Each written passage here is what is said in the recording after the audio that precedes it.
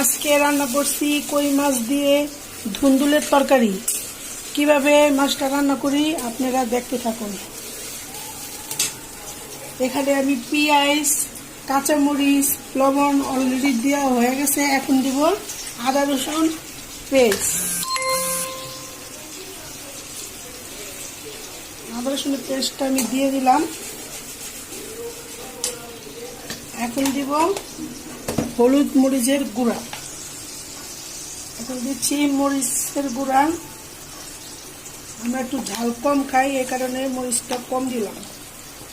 আপনারা বেশি খাইলে বেশি দিবেন। আর এখন দিয়ে দিচ্ছি হলুদের গুঁড়া। হলুদ মরিচের গুঁড়া আমার দেওয়া হয়ে গেছে অলরেডি।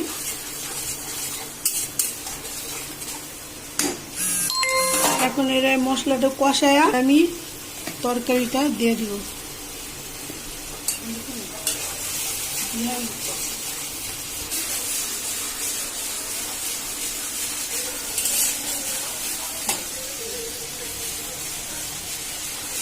এখন মশলা থেকে তেলটা ছেড়ে গেছে, এখন আমি তরকারিটা দিয়ে দেব। এখন আমি দিচ্ছি ধুন্দুলের তরকারি।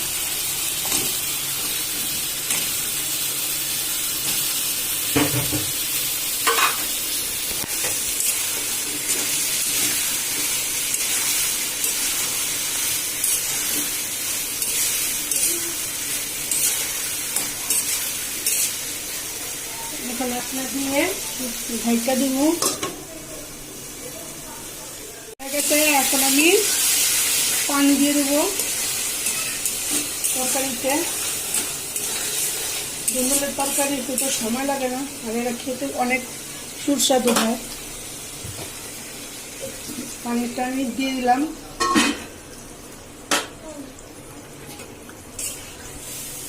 আর পানি দেবো না, এটাই অনেক। এখন আমি মাছটাও দিয়ে দেব।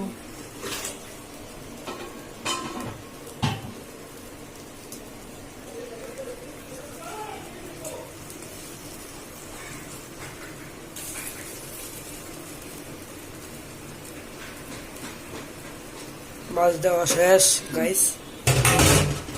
মাছ দেওয়া শেষ। এখন একটু ঢেকে দিব, তারপর ধনিয়া পাতা দিয়ে নামাই ফেলবো। পাতা দিয়ে নামাই ফেলবো। আমার তরকারিটা রান্না করা হয়ে গেছে। তরকারি নামাইয়া এখন আমি বসাবো আলু দিয়ে করলা ভাজি। এখন আমি তরকারিটা নামাই ফেলছি। তরকারিটা দেখতে কেমন হয়েছে অবশ্যই আপনারা মেসেজ করে বলবেন। এখন বসাবো ভাজি। রান্না করতেছি, পেঁয়াজ মরিচ দেওয়া হয়ে গেছে। এখন নিমু সামান্য পরিমাণে একটু আদা রসুন, যাতে ভাজিটা খাইতে ভালো লাগে। ভাজি তো আদা রসুনের পেঁয়াজ ব্যবহার করি, সাথে একটু সামান্য পরিমাণের হলুদের গুঁড়া।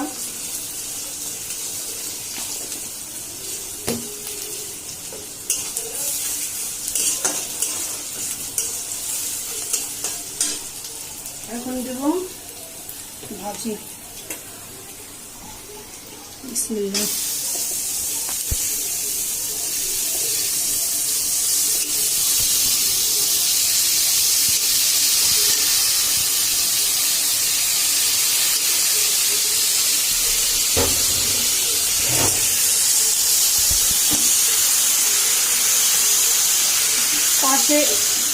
পাশে আলু আর কাঁচকলা সিদ্ধ বসাইছি।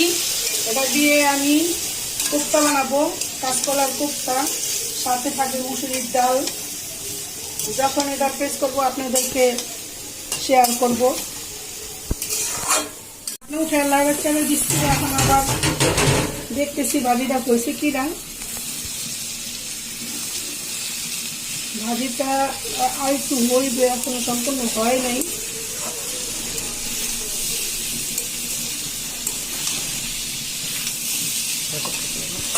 আর একটু বাকি আছে।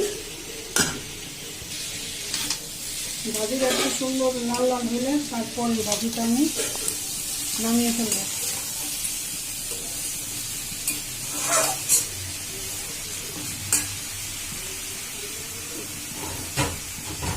ভাজিটা ঢেকে দিচ্ছি। ভাজি রান্না শেষ, ভাজিটা এখন নামিয়ে ফেলবো।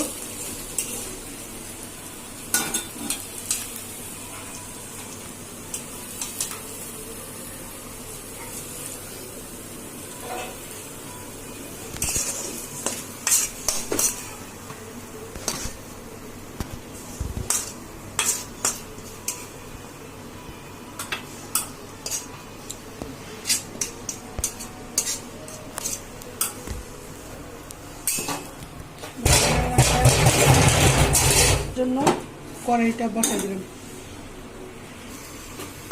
কোপ্তা ভাজার লেগে তেল চুলায় দিলাম, বেশি দেওয়া করে। এখন এখানে দিব মসুর ডাল পেস্ট, তারপরে এখানে রাখছি আমি ধনে পাতা, আদা রসুন, পেঁয়াজ, গরম ধনের গুঁড়া, হলুদের গুঁড়া, মরিচের গুঁড়া আর কাঁচা লঙ্কা।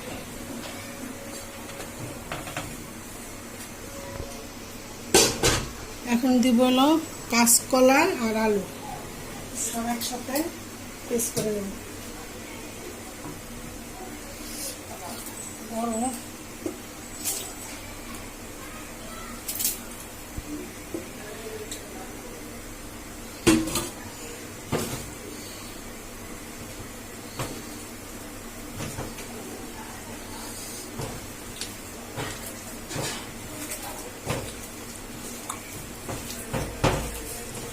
সব কিছু একসাথে পেস্ট করে নিচ্ছি।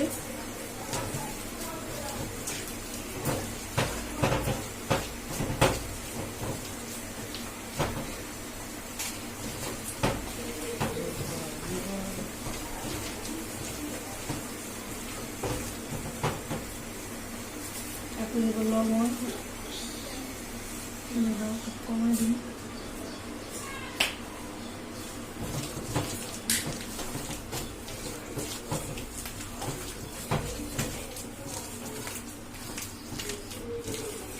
সব একসাথে ভালো করে মিশিয়ে তারপরে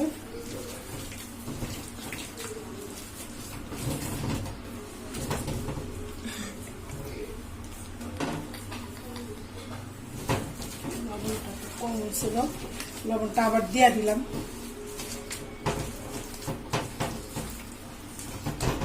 এখন মাখা শেষ, এখন আমি ভাজবো। বিসমিল্লাহ।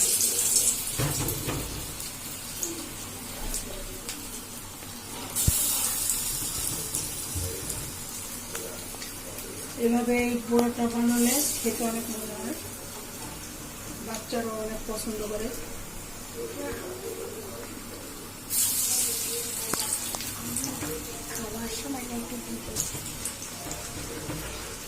খাবার ভিডিওটা আমরা দেখাতে পাই না, কারণ আমাদের এক একটা এক একজনের খাওয়া হয়। ছেলে স্কুল থাকে, বাবা কাজে থাকে, মেয়ে স্কুলে থাকে, এই কারণে খাবার ভিডিওটা আমরা দেখাই না। এখন এভাবে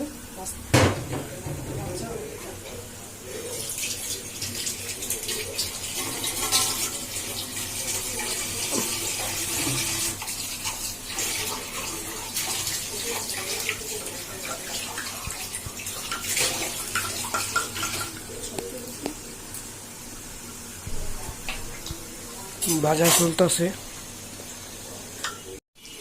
একটু ভাজা হয়ে গেছে, উল্টে দিতেছি আর একটু ভাজবো, তাহলে আমাদের ভাজা শেষ।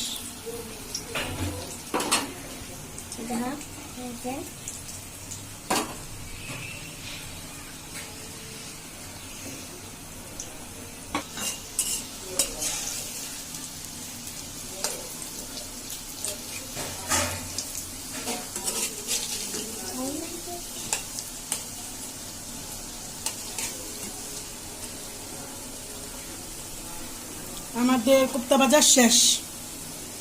ফাইনাল লুক দেখতে হলে পুরো ভিডিও দেখুন আর লাইক সাবস্ক্রাইব। গাইস, এই যে কোপ্তা ভাজা, করলা ভাজি, তো কই মাছ ধুন্দুল দিয়ে, এটা হলো ফাইনাল লুক। আর ডাল দেখতে আছেন কত সুন্দর দেখা যাচ্ছে। লাইক সাবস্ক্রাইব করে দিয়েন আর কমেন্ট করতে ভুলেন না। আসসালামু আলাইকুম গাইস।